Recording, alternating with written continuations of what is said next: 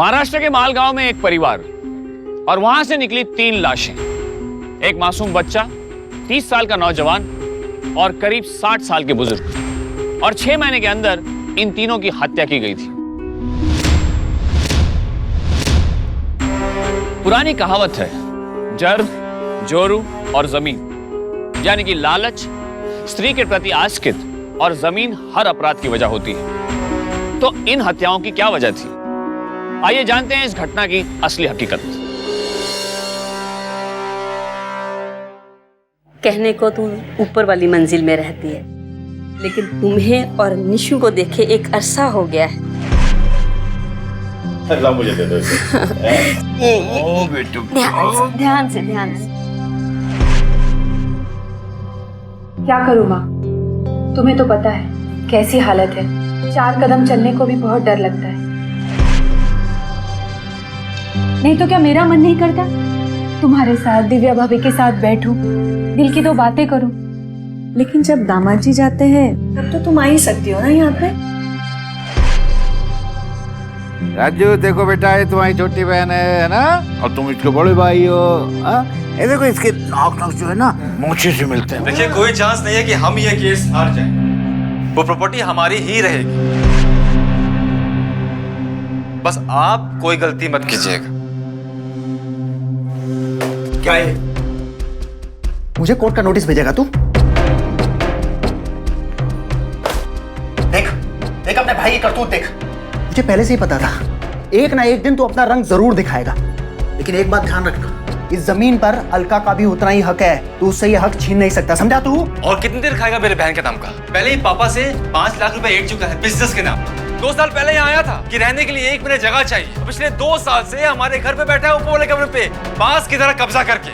अब तेरी नजर उस हाईवे वाली प्रॉपर्टी पर है ना? कैसी बातें कर रहे हो? दामाद है ये घर के। दामाद? अरे तो इंसान के रहने के लायक भी नहीं है। बहुत बड़ी गलती हो गई अलका से इसकी शादी करके। आज तक पछता रहा हूँ। छोड़ मुझे। अरे सुनिए, अजय सुनिए। अब पछताने से क्या फायदा? जो होना था वो तो हो ही गया। लेकिन डर तो इस बात का है कि कहीं जमीन का ये टुकड़ा हम सबका काल ना बन जाए।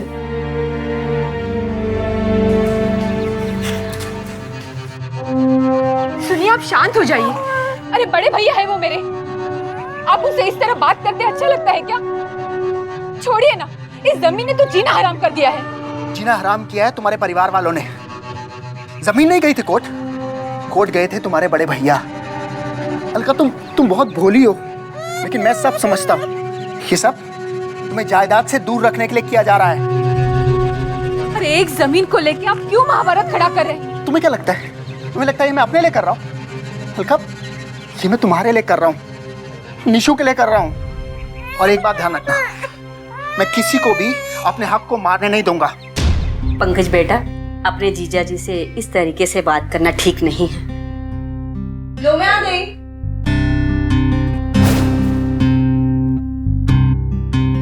क्या हुआ? आप लोग इतने शांत क्यों बैठे हैं? कुछ नहीं, तुम जाओ, जा करके तैयार हो जाओ। पंडित जी आ रहे हैं लड़के वालों के साथ तुम्हें देखने के लिए। पापा, लेकिन मैं और पढ़ना चाहती हूँ। और आप लोगों को इतनी जल्दी क्या है? ज्यादा कलेक्टर बनने की कोई जरूरत नहीं है। और कुछ दिन बीते कोई लड़का नहीं मिलेगा शादी के लिए। और वैसे भी तुम्हारे कॉलेज में क्या काम चल रहा है मुझे अच्छी तरह से मालूम। जाके तैयार हो जाओ। हम जो कर रहे हैं तुम्हारे भले के लिए कर रहे हैं। भैया, ये आप सरासर जबरदस्ती कर रहे हैं मेरे साथ। बेटा, जैसे तेरे भैया कह रहे हैं ना, वैसा ही कर। वैसे भी बड़ी को लेकर घर में बहुत सारी टेंशन चल रही है। तू उन टेंशन को और मत बढ़ा। जा जल्दी जाकर तैयार हो जा।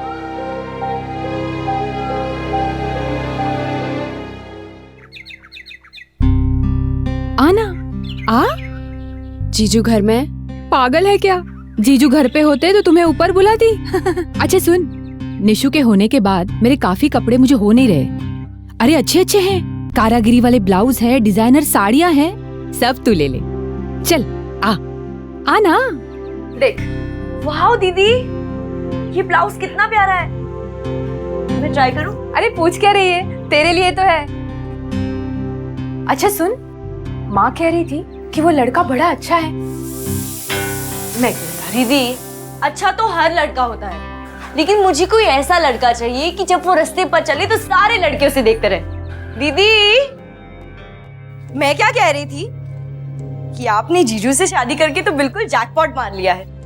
क्या हैंडसम है वो दीदी, क्या पर्सनालिटी है उनकी। मैं तो चाहती हूँ कि मुझे बिल्कुल जीजा जी जैसा पति मिले।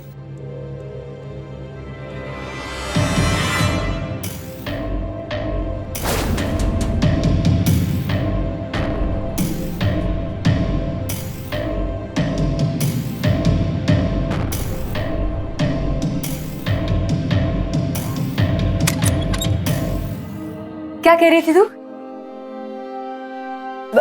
दीदी वो आपका ब्लाउज बहुत अच्छा है। अच्छा लगा ना? तू रख ले।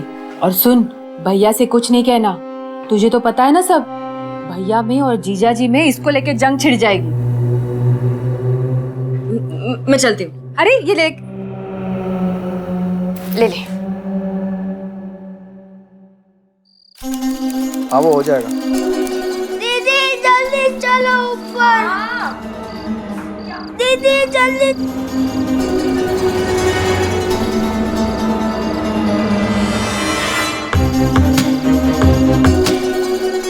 दीदी जल्दी।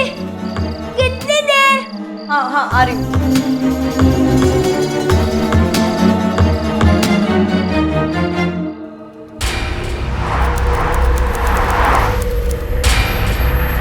अरे ना, घर जा रही हो क्या?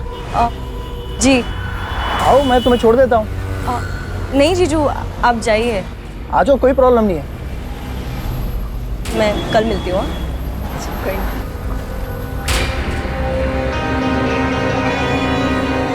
सुना है तुमने अपने लिए लड़का पसंद कर लिया है? पसंद? मुझसे मेरी पसंद पूछी किसने?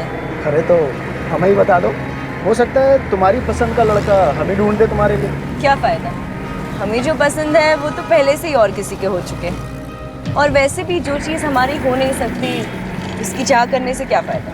लेकिन ये भी तो हो सकता है कि उसकी नज़र तुम पे टिकी हो, वो दिल से तुम्हें प्यार करने लगा हो और तुम्हें कुछ समझ ही ना आ रहा हो।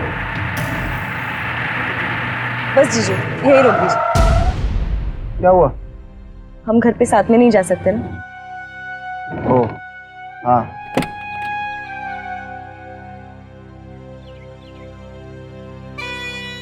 Bye bye.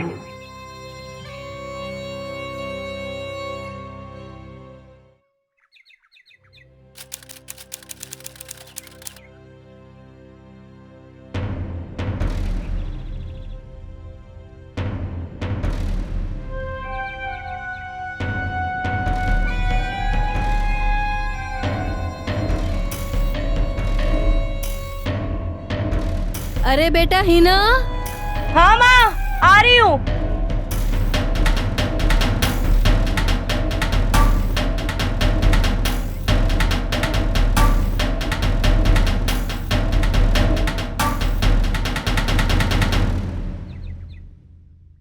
हिना, तुम्हें भी चलना चाहिए हमारे साथ शादी में। तुम्हारी बड़ी दीदी भी चल रही है। तुम्हारे जीजा जी काम के सिलसिले में शहर गए हैं। घर पूरा सूना हो जाएगा, तुम बहुत अकेली पड़ जाओगी। मेरे एग्जाम्स नहीं होती तो मैं पक्का आप लोगों के साथ चलती। आपको तो पता है मुझे शादियों में कितना मजा आता है ना? हाँ बेटा, चलो चलो, ख्याल रखना अपना। हाँ? चलो सब लोग ठीक से उठा लो। चलो भाई। ध्यान से। हाँ भाभी, बाय।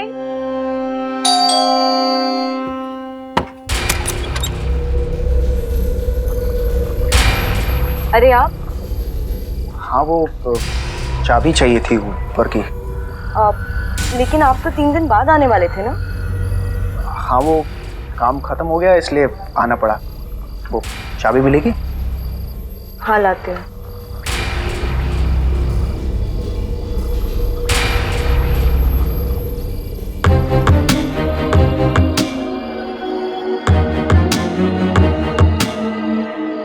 थैंक्स।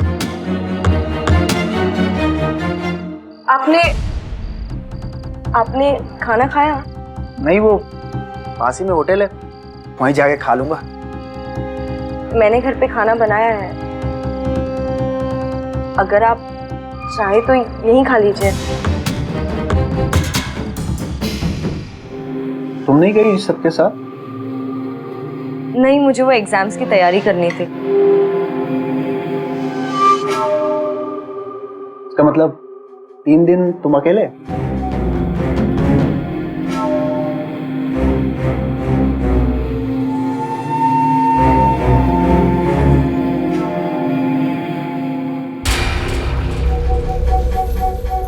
अब वो पानी नहीं आ रहा है। ओह,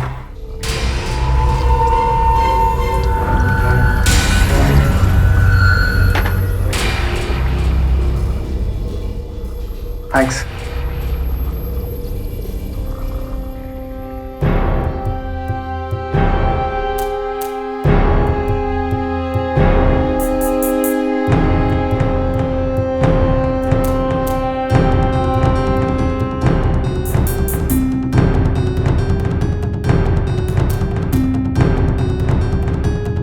ये आप क्या कर रहे हैं? तुम्हारे ना बोलने का इंतजार।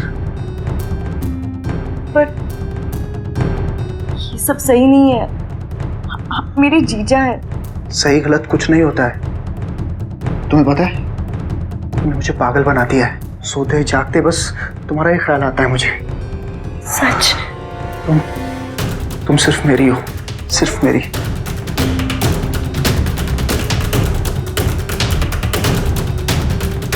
हिना और रवि ने जीजा और साली के रिश्ते की मर्यादा पार कर ली थी। इस नए रिश्ते ने सिर्फ पति पत्नी के बीच विश्वास की डोर को ही नहीं तोड़ा था, बल्कि 2 महीनों के प्यार को भी दागदार कर दिया था। हिना नादान थी और रवि जैसे लालची इंसान की बातों में आ गई। वो सचमुच उससे प्यार करने लगी थी। लेकिन क्या रवि के जज्बात भी हिना जैसे ही थे? क्या वो उससे सचमुच प्यार करता था, या इन सब के पीछे छुपी उसकी कोई मंशा थी जिसके लिए वो हिना का इस्तेमाल कर रहा था?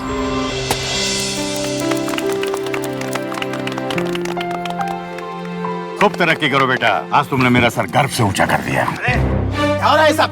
हाँ? किसकी मंजूरी से चल रही है ये सब नौटंकी? अरे हटाओ यहाँ से सब, हटाओ यहाँ से। तुम्हारी इतनी हिम्मत, तुम गुंडे लेकर क्या हो? अगर आपका बेटा कोर्ट जा सकता है ना, तो मैं भी गुंडे लेकर आ सकता हूँ। जमीन का फैसला अभी तक कोर्ट में हुआ नहीं है। यहाँ पे तुम लोग कोई कंस्ट्रक्शन नहीं कर सकते, समझे तुम लोग? तो सुधरेगा नहीं ना? हमारे टुकड़े पर पलने वाला कुत्ता आज हमें ही भौंक रहा है। चलो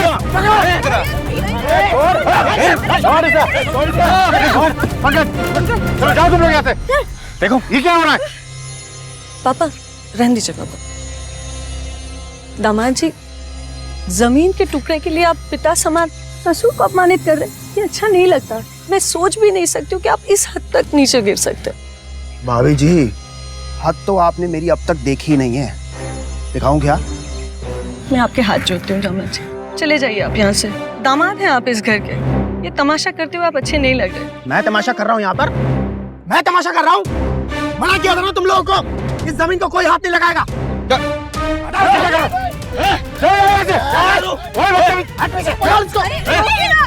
कोई जमीन के पास नहीं आएगा, समझे तुम लोग? चलिए।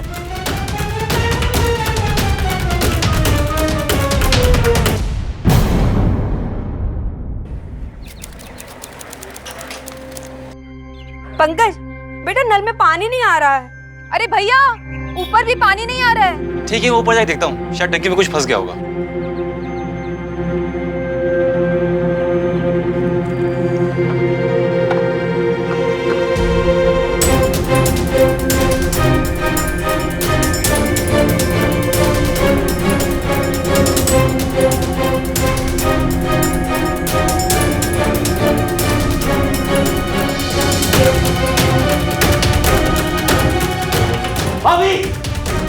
भाभी कहाँ हो तुम? जल्दी आओ। अरे क्या हो गया? पंकज क्या हो गया राजू को? अरे राजू उठ सकता हूँ। नहीं राजू, क्या हो गया? पापा को परेशान नहीं करना। ऊपर टंकी के पानी में डूबा हुआ मिला। टंकी में बॉल चली गई, वो देखने के लिए। मेरा राजू, वो ऊपर तो कभी अकेले नहीं जाता। अरे वो तो डरता है मेरे साथ भी जाने में। ये तो वहाँ पे घायल है। क्या कर रहे हो आप लोग? जाओ ना, कोई डॉक्टर को बुलाओ ना। राजू क्या हुआ? अरे देख ना, आँखें नहीं खोलना, पानी की टंकी में गिर गया। राजू पानी की टंकी में गिर गया। भाभी जी, हद तो आपने मेरी अब तक देखी नहीं है। दिखाऊं क्या?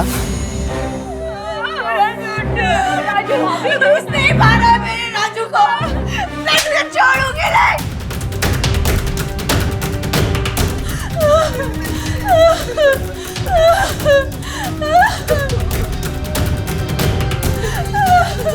एक मासूम बच्चे की इतनी भयानक मौत किसी का भी दिल दहलाने के लिए काफी है।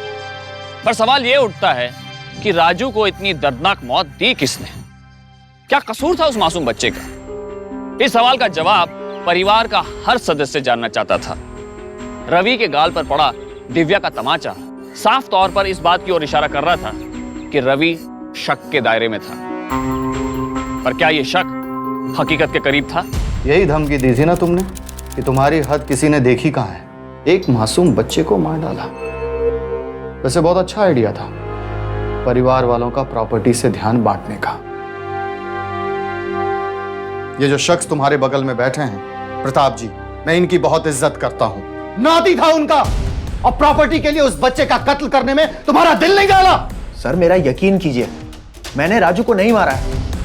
मैं तो बल्कि उस वक्त वहां था ही नहीं। सर मेरे दोस्त को कुछ अर्जेंट पैसों की रिक्वायरमेंट थी, जिसके लिए मुझे एटीएम जाना पड़ा था। मेरे पास उसकी सर रिसिप्ट भी है मेरे पास। सर आप चाहे तो मेरे दोस्त से भी पूछ सकते हैं। बल्कि सर वो पैसे भी देखिए, वो अभी तक मेरी जेब में है सर, मैं वो भी उसको नहीं दे पाया हूं। किसी को मारने के लिए खुद वहां होने की जरूरत नहीं है, तुम किसी और से भी मरवा सकते हो। सर ये घर जो है ना लोगों से भरा रहता है। क्या किसी ने इस घर में किसी अनजान आदमी को आते जाते देखा? नहीं सर। सर मैं बिल्कुल निर्दोष हूं। मैं ना तो मेरा कोई जान पहचान वाला इस केस में इन्वॉल्व है, और सर राजू बच्चा था, खेलते खेलते गिर गया होगा, और ये लोग मुझ पे इल्जाम लगा रहे। सर इस घर के लोग ना अगर घर में चींटी भी मरे ना तो मुझ पर दोष मारते हैं। अगर दोषी तुम नहीं हो तो तुम्हारा कोई करीबी है।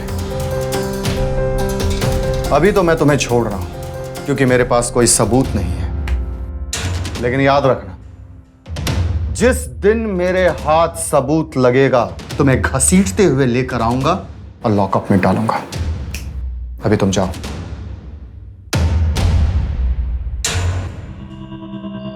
बाल बाल बच गया यार। अरे मेरे ससुराल वाले तो पीछे पड़ गए थे। भाई तूने बचा लिया आज। ये रख भाई अपने पैसे। थैंक्स। किसके फोन का इंतजार कर रहा है? ये हिना फोन ही नहीं उठा रही है, पता नहीं क्या हो गया इसे। भाई तेरे तो मजे है यार, 5 उंगली घी में और सिर कढ़ाई में। घर वाले तो घर वाली, साली भी खूब खिदमत करती है। अरे नहीं यार, खिदमत तो मैं कर रहा हूँ उनकी। तुझे पता है ये जो मेरा साला है पंकज, ये मेरी साली की शादी एक वकील से करवाना चाहता है। भाई अगर ये शादी होगी ना तो मेरा तो सारा खेल ही खत्म हो जाएगा। एक तो दूसरा दामाद, ऊपर से वकील। इससे तो अच्छा यही है ना कि घर की खेती घर में ही रहे, हम ही उसे बोएं और हम ही उसे काटे। Cheers.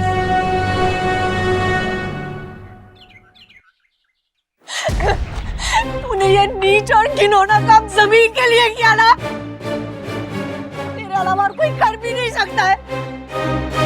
क्या चाहिए तुझे? भाभी मुझसे पूछ, क्या चाहिए उसे? इन्होंने कुछ क्या चाहिए? पैसा चाहिए ना, ले भाभी, मेरा बच्चा मुझे लौटा दे। दुआ एक मांगी, वो जमीन तुझे बर्बाद कर देगी।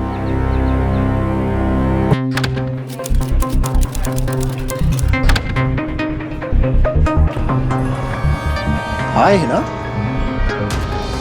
तुम यहाँ? जीजा जी आप यहाँ पे क्या कर रहे हैं? अरे मैं तो अपने दोस्त से मिलने आया हूँ, पर तुम यहाँ अपने दोस्त से इंट्रोड्यूस नहीं कराओगी? जीजू ये सुधीर है, इनसे मेरी सगाई होने वाली है। सुधीर ये मेरे जीजू है, अलका दीदी के पति। Hi, nice to meet you.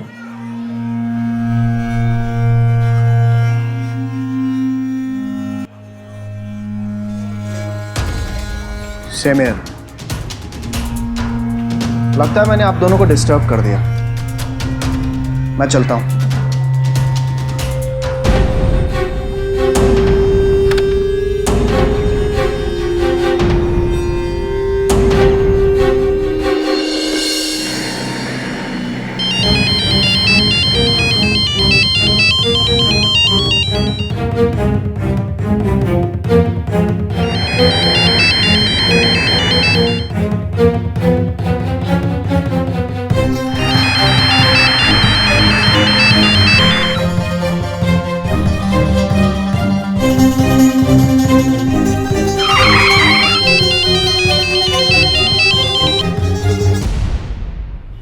क्या है?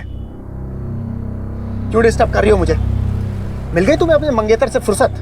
आप ऐसा क्यों बोल रहे हैं? मुझे सच में नहीं पता था कि वो आने वाला है। पापा का अचानक में फोन आ गया, इसलिए मुझे जाना पड़ा। फोन में क्या कर सकती थी? अच्छा, मतलब सब तुम्हें मैं बताऊंगा ना? तुम्हें कुछ समझ नहीं आता है? हाँ?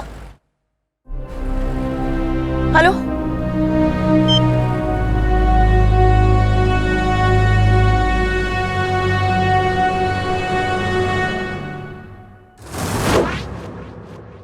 अरे हिना, कैसा लगा सुधीर?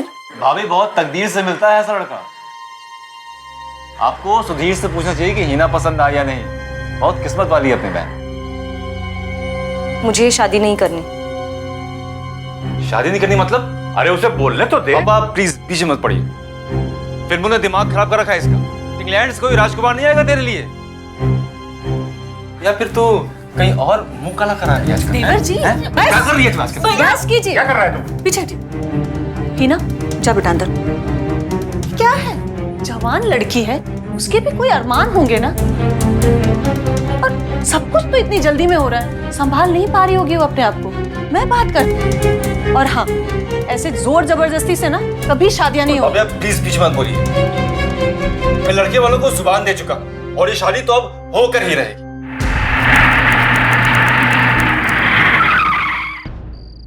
क्या है? मरने का क्या तुम लोग? अरे कौन? छोड़। बारा छोड़। चल बंटा, जमाइए ना। अरे ये क्या हो गया? हाँ, कहीं गिर भी गए क्या? नहीं, गुंडों से पिटवाया है। पिटवाया? किसने? और कौन करेगा? तुम्हारे बड़े भैया के सिवाय। क्या? इस मामले को अब अच्छी तरह से सुलटाना पड़ेगा। फुल एंड फाइनल सेटलमेंट करूंगा मैं अब इस मामले का। पंकज, आ गया हुआ? इतनी रात हो गई है, दरवाजा भी खुला है, घर भी नहीं पहुंचा, लाइट भी नहीं जल रही है। कहां गया हुआ है? देखें जरा। पंकज, पंकज,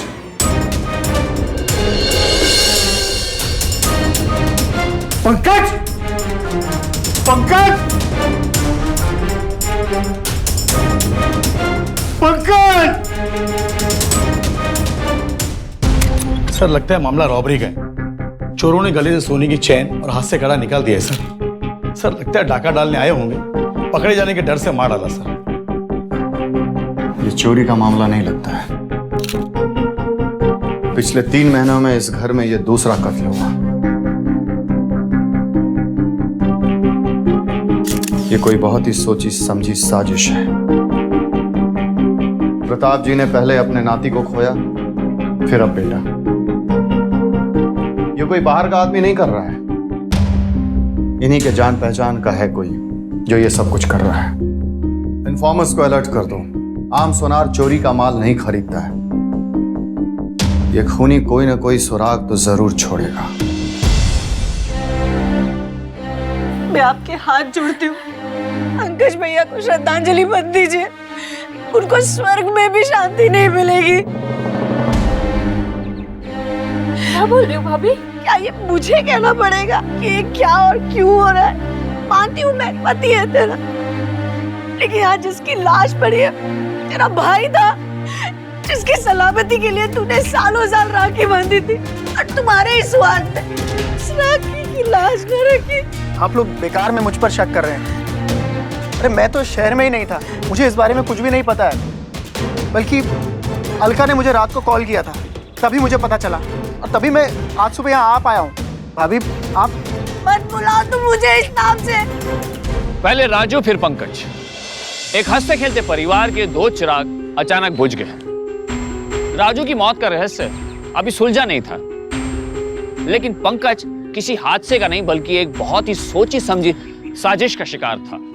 जिस तरीके से उसका कत्ल किया गया था, साफ था कि उसकी मौत किसी रंजिश के चलते हुई है। हर मौत के बाद शक रवि पर जाता, लेकिन सबूतों और गवाहों के दायरे में पुलिस के हाथ बंधे हुए थे और हर बार रवि बच निकलता। क्या यह उसकी चालाकी या शातिरता थी, या सचमुच वो निर्दोष था? लेकिन इन हत्याओं से फायदा मिलने की रवि जितनी पक्की वजह किसी और शख्स के पास थी भी नहीं। क्या वो एक शातिर मुजरिम था, या कोई और था जो रवि के कंधों पर बंदूक रखकर इन गुनाहों को अंजाम दे रहा था?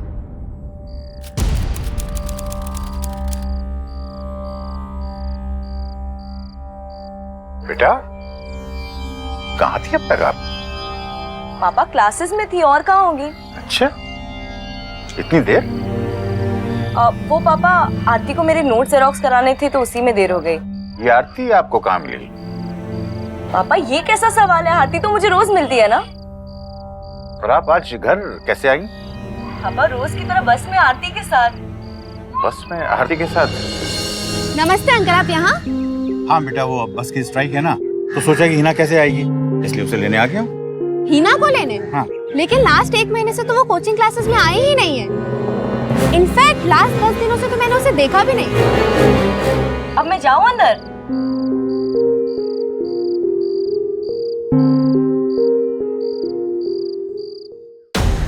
हिना प्रताप की लाडली बेटी थी और उसने कभी कोई ऐसा काम नहीं किया था जिससे प्रताप या परिवार वालों को शर्मिंदा होना पड़े।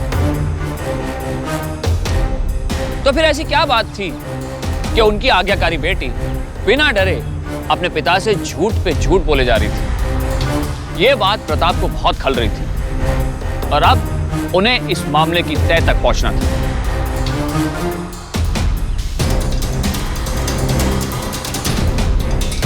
आप मुझे शुरू से ही बहुत अच्छे लगते हैं। सच बताया नहीं कभी? बताने का मौका ही नहीं मिला। क्यों डरती थी? अब क्या डरना।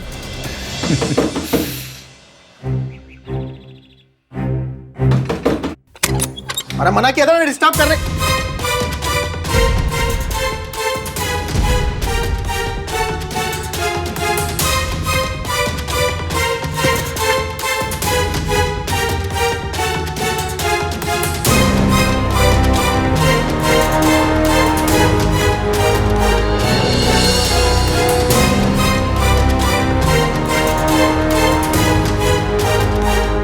शुक्र है थोड़ी शर्म तो बाकी है, वरना तुम दोनों ने तो बेशर्मी की हद ही पार कर दी है।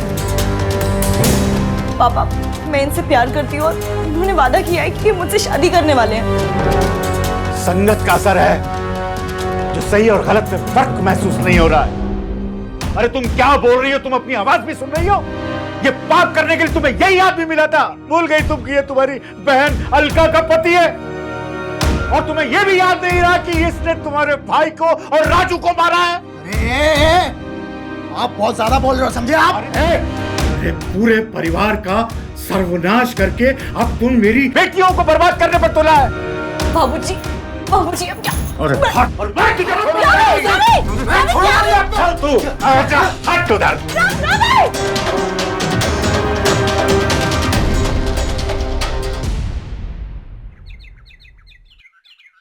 ये खाना पीना ना खाने से कुछ नहीं होगा, तुम्हें कोई सहानुभूति नहीं मिलेगी। जब बच्चा कोई गलत जिद करता है ना, तो जरूरत पड़ने पे ना उसको एक सबक सिखाया जाता है। अभी ये मेरी जिंदगी है, ये मेरा फैसला होना चाहिए कि मैं किससे प्यार करूं और किससे शादी करूं।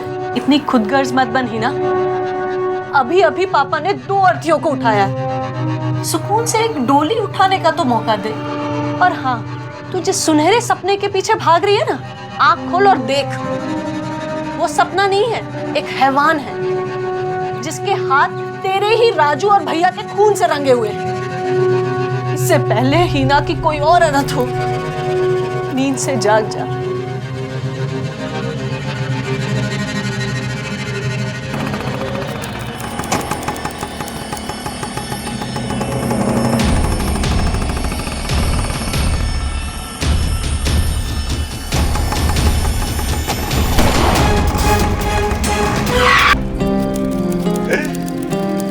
साला एक ट्रिगर दबाते ही जिंदगी की सारी मुसीबतें खत्म।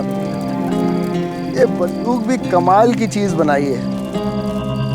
ट्रिगर दबाओ और मुसीबतें खत्म। तेरा दोस्त कमाल की किस्मत लेकर आया है। घरवाली भी मेरी और साली भी मेरी। तू देखना अब उस घर में सिर्फ एक ही नाम गूंजेगा, रविकांत सिंह। चल तेरा नाम गूंजवाता हूँ पुलिस स्टेशन। रविकांत सिंह चल। हाँ साहब, यही है वो जो कुछ दिन पहले कड़ा बेचने आया था और इसने एक राइफल भी खरीदी थी। देख ले भाई ठीक से, इससे कोई भूल चूक ना हो जाए। क्या है ना, कई बार ये हमारे हाथों से फिसल चुका है। अरे साहब, यही है वो, मुझे अच्छी तरह याद है। और ऐसे लंबे निशानी वाली राइफल अक्सर कोई नहीं खरीदता। मुझे इसका चेहरा पक्का याद है। यही है वो। ठीक है, तुम जा सकते हो। सलाम साहब।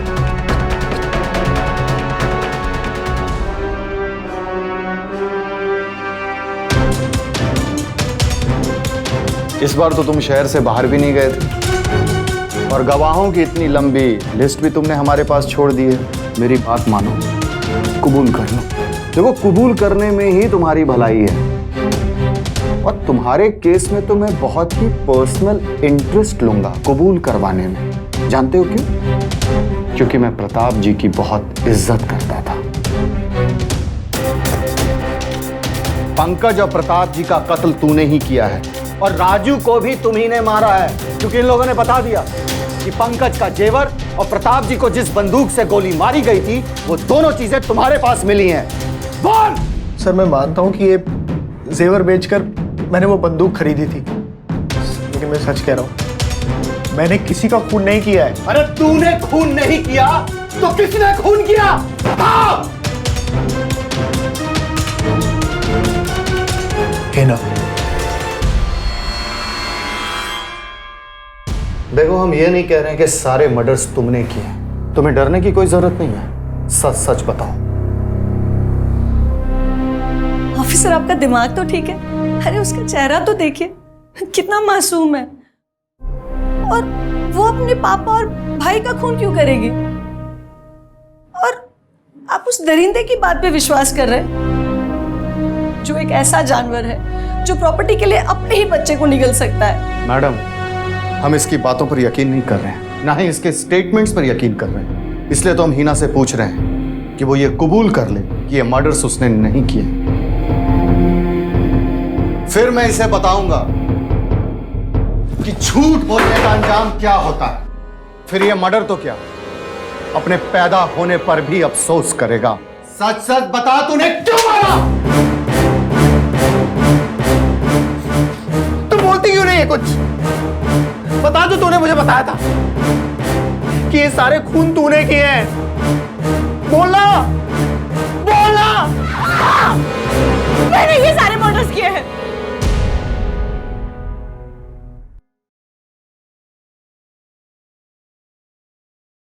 मैंने ही मेरे बाप और मेरे भाई को मार डाला। बेइंतहा प्यार करती थी उससे। जब मैं रवि के साथ होती थी ना, तो हर गलत मुझे सही लगने लगता था। मैं उसके बिना जीना सोच भी नहीं सकती थी। और भैया थे कि उस लड़के से शादी करवाने पर तुले हुए थे और भैया से बात करना मुश्किल हो रहा था। उनकी जिंदगी मेरी प्यार की मौत थी।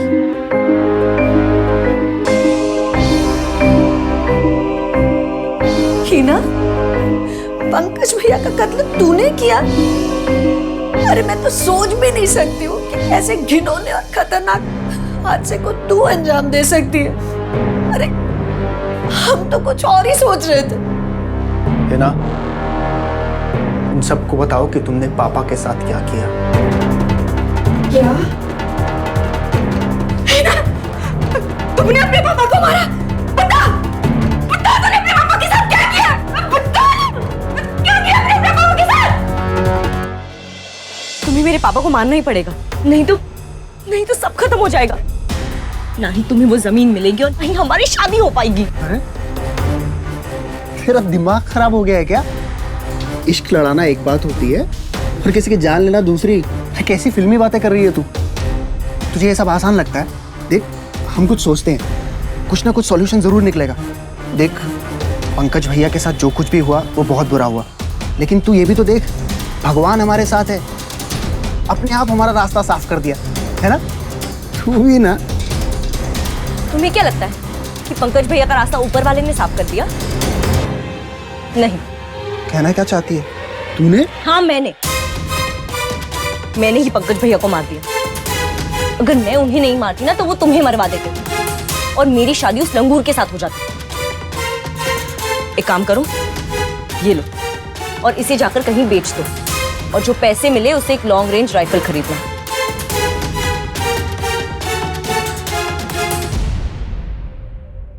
सर, मैंने जेवरात बेचे जरूर थे, उससे हमने राइफल भी खरीदी थी।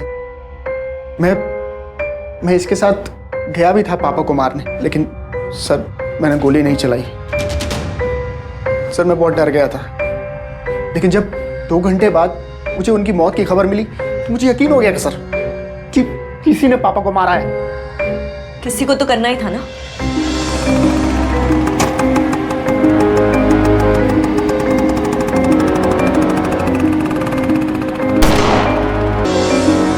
रवि, मैंने ये सब तुम्हारे लिए किया है। मैं तुमसे बहुत प्यार करती हूँ रवि। अरे तेरा दिमाग खराब हो गया है क्या? मैं अगर पापा को नहीं मानती तो वो तुम्हें बर्बाद कर देते और मेरी शादी किसी और के साथ हो जाती। पापा को तो मरना ही था। जिस बाप ने तुझे जन्म दिया उसी को मार डाला तूने। तू क्यों जिंदा है? तू भी मर जा।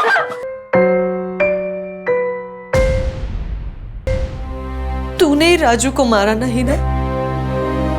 अरे उस 5 साल की नन्ही सी जान ने तेरा क्या बिगाड़ा था? उसने मुझे और रवि को देख लिया था और बेवकूफ बार बार ये धमकी दे रहा था कि अगर उसे चॉकलेट नहीं मिली तो सबको सब कुछ बता देगा। वो बच्चा था और मैं उस पर विश्वास नहीं कर सकती थी। अगर वो अपना मुंह खोल देता तो सब कुछ बर्बाद हो जाता। और मैं कितनी बावली थी, मैंने सोचा कि राजू और तू मेरी 2 बच्चे। जब राजू चला गया तो मुझे लगा कोई नहीं, तू तो है मेरे पास। अरेस्ट कर लो इन दोनों को। अलका, रवि, तुम डरना मत। हाँ, मैं हूं ना, मैं सब संभाल लूंगी। हाँ, और इस बार ना हमें कोई जुदा नहीं कर सकता। अरे पागल लड़की, होश में आ। मैं तुझसे कभी प्यार नहीं करता था, मुझे तो वो प्रॉपर्टी चाहिए थी। अगर मुझे पता होता ना कि उसके लिए मुझे इतनी बड़ी कीमत चुकानी पड़ेगी तो मैं तेरी जैसी सरफरी लड़की के पास कभी ना भटकता। अरे प्यार तो दूर की बात है, जिंदगी खराब कर दिया तूने मेरी। रवि प्लीज ऐसे मत बोल। रवि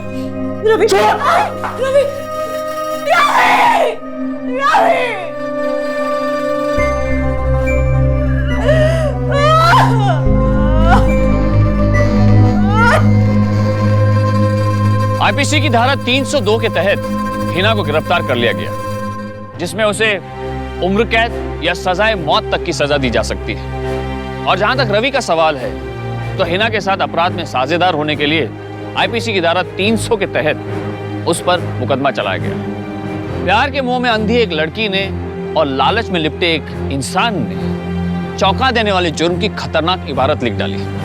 हिना ने एक बार भी नहीं सोचा कि वो अपने परिवार के लोगों का खून बहा रही है, जिनका खून उसकी रगों में दौड़ रहा है। यकीन नहीं होता कि इश्क के जुनून में कोई भी लड़की इस तरह का भयानक कदम उठा सकती है। वैसे देखा जाए तो हिना अपने दिल के हाथों मजबूर थी, पर मजबूरी का हल मुजरिम बनकर नहीं निकाला जा सकता। आजकल की नई पीढ़ी प्यार मोहब्बत की परिभाषा को बहुत ही हल्के और दिल फेंक तरीके से लेते हैं। अगर लड़की किसी को ना कर दे तो लड़का उस पर एसिड फेंक देता है।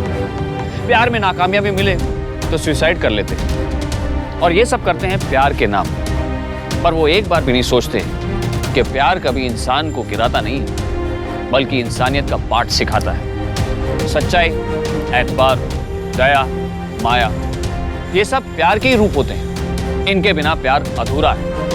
अधूरा क्या, वो प्यार ही क्या जो अपनों की चिताओं की आग से रोशन हो। अब मुझे दीजिए इजाजत, कल फिर होगी आपसे मुलाकात। तब तक सावधान इंडिया, इंडिया फाइट्स बैक।